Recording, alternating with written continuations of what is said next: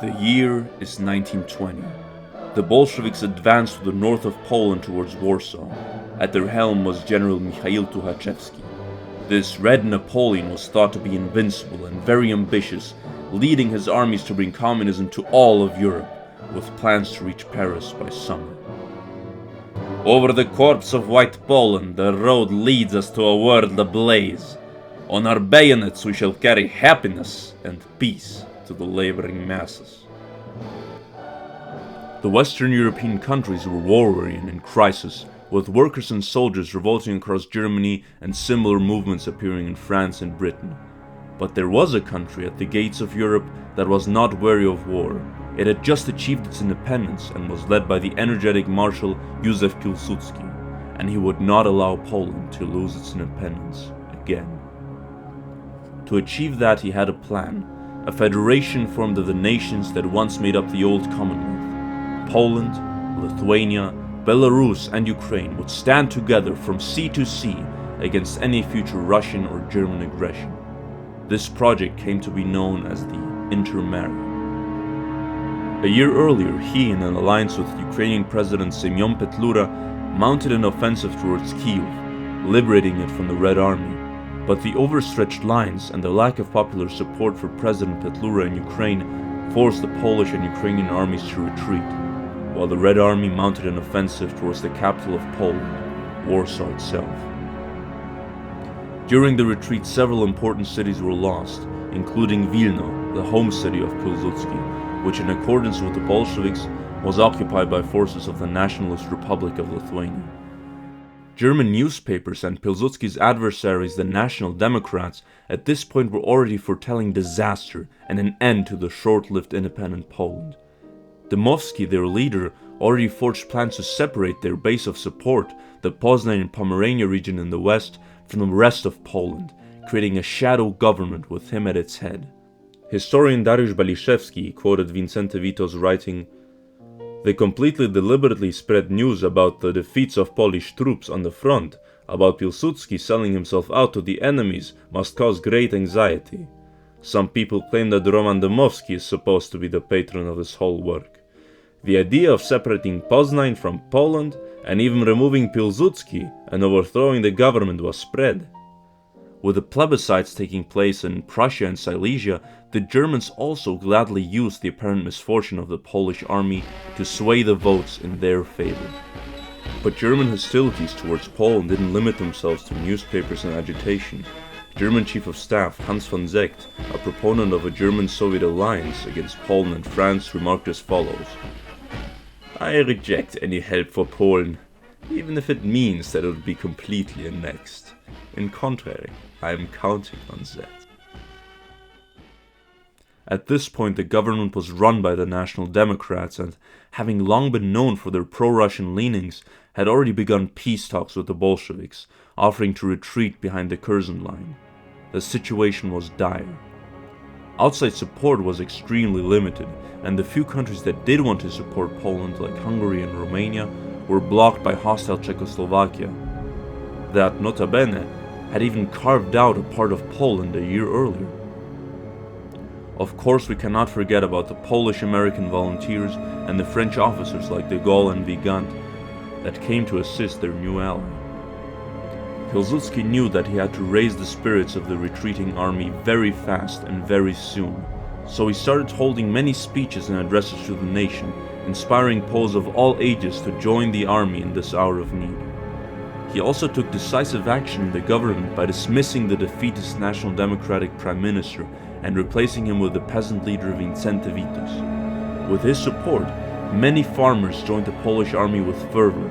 It was perhaps the biggest mobilization effort in Polish history. The army went from a measly 70,000 in 1919 to 1,000,000 soldiers by the summer of 1920. 360 active Polish soldiers along with their allies, the Belarusian National Army and the Ukrainian National Army, which made up around 15,000 soldiers, stood against a horde of 950,000 Bolsheviks.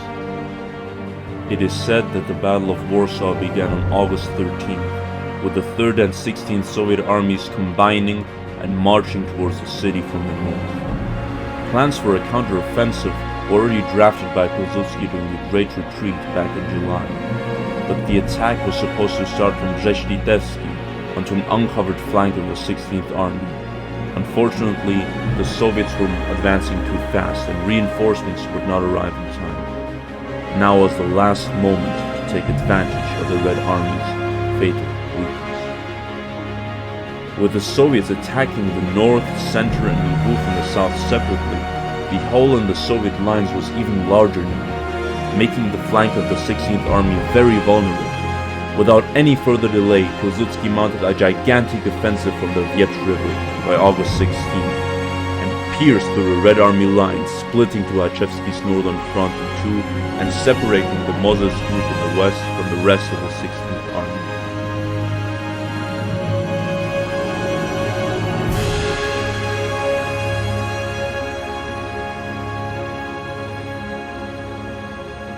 Shocked by this turn of events, the Soviet armies that until now were chanting "Forward to Warsaw" now fell apart, retreating in chaos, with the isolated northern forces even crossing the border to Germany in sheer panic, where they were disarmed by the Germans. During the Battle of Warsaw, 60,000 Polish soldiers gave their life, yet it was a total Polish victory, with the Soviet losses stacking up to 150,000. Budyonny's 1st Cavalry Army in the south, after having failed to capture Lviv, also failed to reinforce his already routed comrades, and was destroyed in the Battle of Komarów near Zamość a few weeks later. Within the next few months, the Polish armed forces, along with their Belarusian and Ukrainian allies, would retake several major cities, including Grodno and Kamieniec-Podolski, a fortress with big strategic and historical significance. Dealing with severe internal rebellions, the Bolsheviks sued for a ceasefire as Pilsudski advanced deep into the Ukraine and the Polish army conquered Minsk, at the time a city with a Polish and Jewish majority. Much of the parliament was controlled by the National Democrats and the peasant party Piast. Tired of war, the Polish parliament ratified a ceasefire by October of 1920. Knowing the federal project to be endangered, several Lithuanian regiments in the Polish army under General Lucjan Żeligowski began a controlled mutiny, liberating Wilno and much of Polish-speaking Lithuania, creating a known country, the Republic of Central Lithuania. It may be difficult to understand what ensued in the next few months leading to the signing of the peace treaty, especially if one isn't familiar with the political divide that existed in Poland at the time. So let us take a short look at the politics that developed in the Second Polish Republic. The role of the chief of state, while significant, was further and further diminished by the extraordinarily strong powers for the legislative Sejm. The Sejm was mostly controlled by Pilsudski's ideological adversaries, the National Democrats, shortened Endecja. It had won a majority in the last election since the western Polish provinces of Poznań and Pomerania returned to Poland, where the Endecja had its base of support. It was rather the eastern Polish Kresy regions, old nobility and national minorities that tended to support Pilsudski, and therefore the traditional federal idea. There was exceptions, of course, with Pilsudskiites existing in western Poland and National Democrats having members in the eastern region. Essentially contrary to Pilsudski's ideas of a reborn Commonwealth and a federation of many nations, the Endecja wanted a homogeneous Polish nation-state, without ethnic and religious minorities, and it would be them having the voice in the negotiations. The negotiations took place in the historical House of the Blackheads in Riga. The Bolsheviks and the Republic of Poland both sent about 6 delegates. The Soviet representatives were Jakub Hanecki, Emanuel Quiring, Adolf Joffe, and Leonid Oboleński. Additionally, Yuri Kotyubiński as a representative of Soviet Ukraine. Poland sent a delegation from the parliament, dominated by National Democrats with Stanisław Grabski at their head. The Soviets, hoping for a quick peace, offered Poland large territorial concessions, including all of Belarus, parts of Podolia, and additional lands, while refusing categorically to recognize the independence of the Ukrainian National Republic. By offering Poland these large lands, they were hoping to convince them to withdraw the recognition from their ally Ukraine. What happened next would absolutely shock the Soviet representatives. The Polish delegation agreed to withdraw the recognition of the Ukrainian National Republic, but also refused the Soviet territorial offer, instead demanding only those lands with significant Polish population. With this move, the Endecja crossed Pilsudski's plans for a federation with an independent Belarus and Ukraine. But there is another hidden motive. Despite Minsk and Kamieniec being occupied by Polish troops and the Soviets ready to recognize it as part of Poland, the delegation decided to abandon the cities due to their significant Jewish populations. Grabski received clear instructions from his leader, Roman Dmowski, to abandon cities with too large of a Jewish population. Grabski called Minsk a zarzedzone miasto, a Jewified town, and convinced the small delegation to abandon it. Under his pressure, Jan Domski, leader of the negotiations and peasant activists, followed this advice.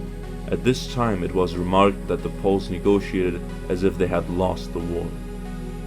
Only a few years after the events in Riga, Grabski said, "Anti-Semitism is a consequence of the natural social evolution of the economic relations of the nation, the fundamental conflict between Christian industry and trade and Jewish industry." What the treaty did achieve is the return of many looted Polish artworks and national treasures, such as the semi-legendary royal sword Szczerbiec, the statue of Marshal Józef Poniatowski, paintings of Jan Matejko, and many works of literature to Poland. Still, many known treasures such as the archive of the Grand Duchy of Lithuania, banners from the Napoleonic era, and over 70,000 coins remained outside of Poland. What else remained outside of Poland? As the new borders were drawn and the Polish armies retreated from Minsk and Podolia, up to 1 million Poles living in the former eastern lands of the Commonwealth were abandoned. Their fate is one of the most forgotten aspects of Soviet history, a forgotten genocide that reached its peak in 1937 when the NKVD initiated its Polish operation, killing any male with a Polish surname.